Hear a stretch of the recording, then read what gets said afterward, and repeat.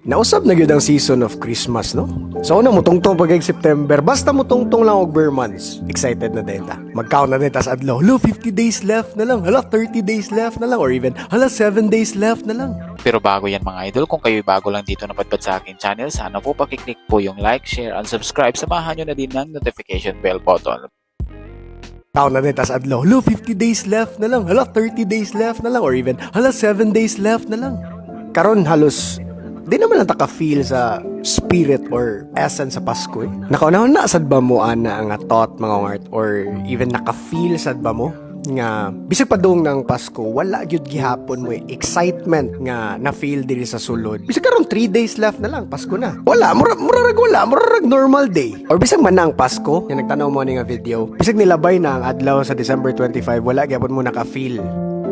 Ang diliuganan may tabo na. Na ako'y explanation na mga ungay. Dili ang Pasko. Nira, kay wako ba nga?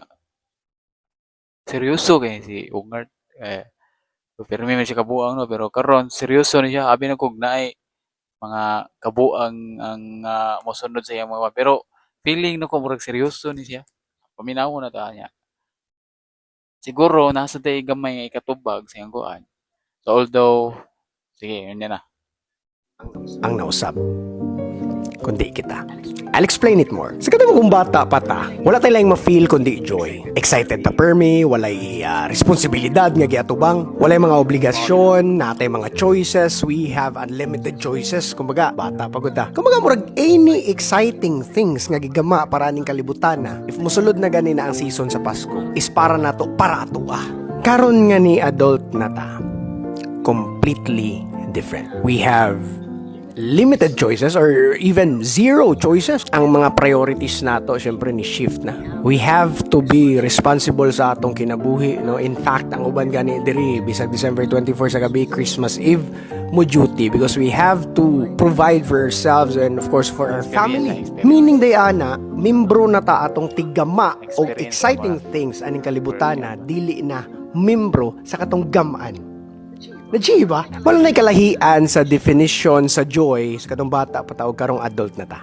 The joy is still there, mga ngart. Lahi na lang yun siyang meaning. Ako explain more. Karon mas kauton pa gyud nato anong dili na nato ma-feel or para nato less ng essence sa Pasko or spirit sa Pasko diri sa atong sulod. Nganong most of us para nato ni fade na or wala na yang magic or wala na yang spark. What if ako niingon ni mo butanga pero di lang ka mo angkon nga inani ka, no? Mo deny ka. Kaba mo nung na-feel ta ng inana. Padong na Pasko pero feel empty ka punta. Because most of us kasi focus more on what's missing than on what's here.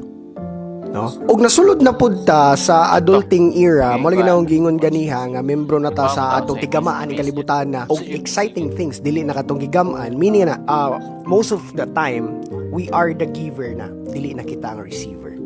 Sa una kasi bata pa ta, permita maguwat sa atong gifts kung unsay ma-receive nato. That kind of joy. Pero napa na nga joy ron. Ako explain ninyo. What if moingon ko ni mga dili pawahi ang tanan? Pwede pa ginan nimo ma-feel ang essence sa Pasko. How ngart? Unsaon ngart? Weh, sure ka nga? Yes, one word. Simple na kayo. Gratitude. Cliché yan ang art, eh? Cliché kayong art. As cliché as it may sound, gratitude. I-identify ang unsa nga simple na kayo ni.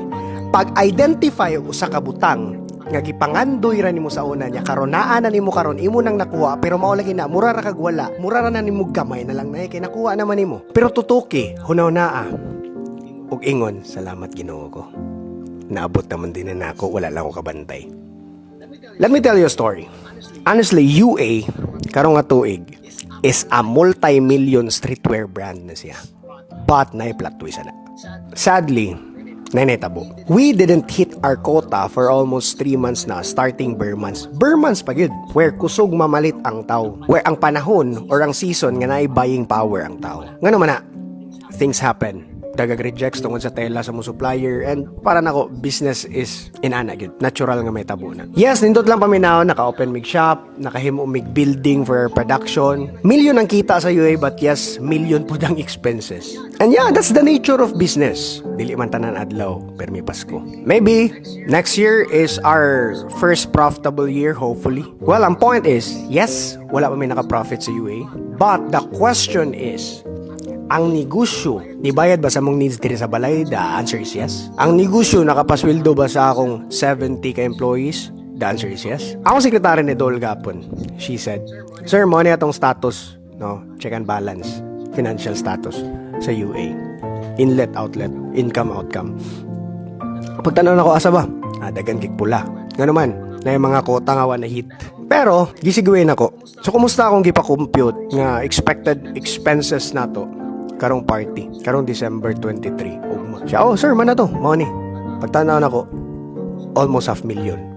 I said, okay, i-go na to ang venue, i-go na to ang foods, kung saan na-decidean, pila ka packs diya. Si UA ang bala sa venue og food, personal expense na ako ang mo shoulder sa mga bonus sa mga tao. Sulbad, maglipay ta ugma.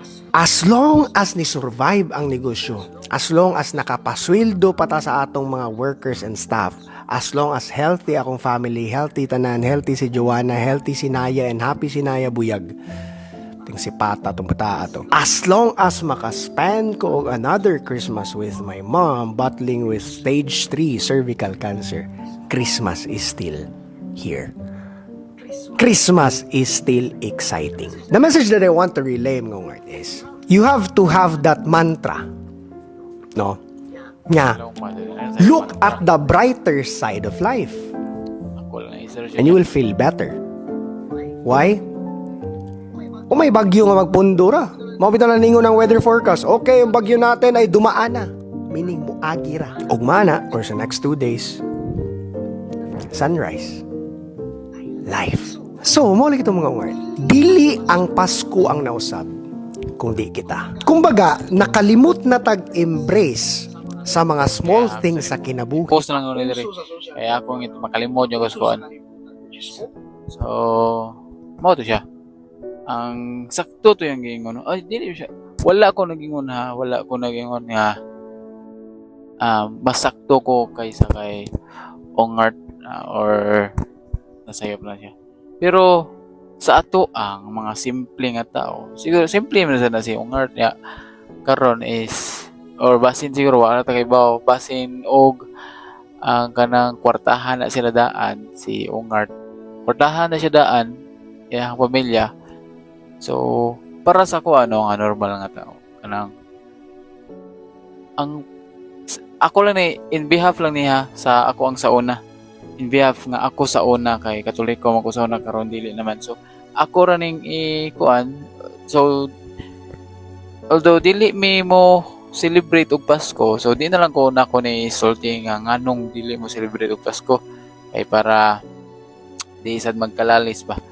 Pero ako ikuan, ako mong nabantayan sa una, maog ang pinakakuha jud nganong nausab jud ang essence sa Pasko karon or ang genre or ang ambience sa Pasko karon ni ingani gini siya sukad atong mga siguro 2008 mga anak katong ni Hina daray kuan key points niya nakabantay nami nga murag di na kayo exciting ang Pasko or New Year tungod kay nihinay ang kuan sa pabuto ang resale and kanang ang pagbaligya o ang pag-spread sa pabuto ba.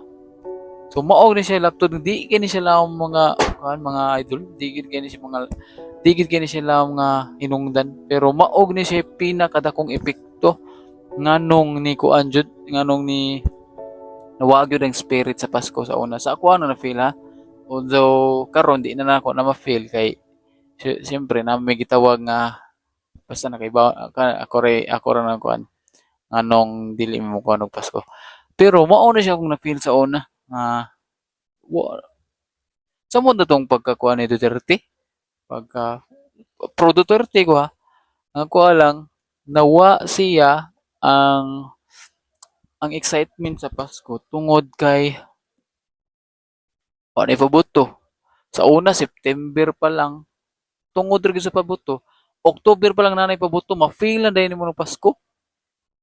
Mao gani siya, ing nakog baka ko siguro pareha siguro ta ninyo or kamo pareha ba mong ungart.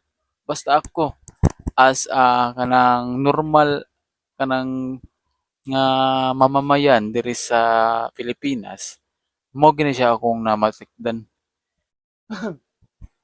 Ang Pasko nawa ang iyahang excitement tungod kay wala na kay paboto. 2008 kusog pa 2007 mga paubos. October pa lang pug pug boto-boto na. So nilabay ang mga pila ka tuig niabot og 2008, 2010 na diri sa mga November na magpaboto or mga October, September, October, November. Basta nga na mga 2 months before ang Christmas. Sunod mga next year na pod. Mga 1 month na lang before Christmas na ikuan na pa excitement gamay. Hantod na abot sa hinay na gid kay ang paboto, hinay. So, kaba man sa taon sa rason no nganong gi minimize sa gyud ang paboto kay daghang mga disgrasya ba niya naapoy uban nga manay mga kabuang ikuan ni balas kanang sulpak ana sumao to siya lam ra kay di ba siya inlo lam ra kay no kay kay ba mo ko sa pasabot ni yung art pero mao na yung na feel so sa ato namang kuan mga ultimo mao gini siya ang pinakainungdan ang paboto so mo to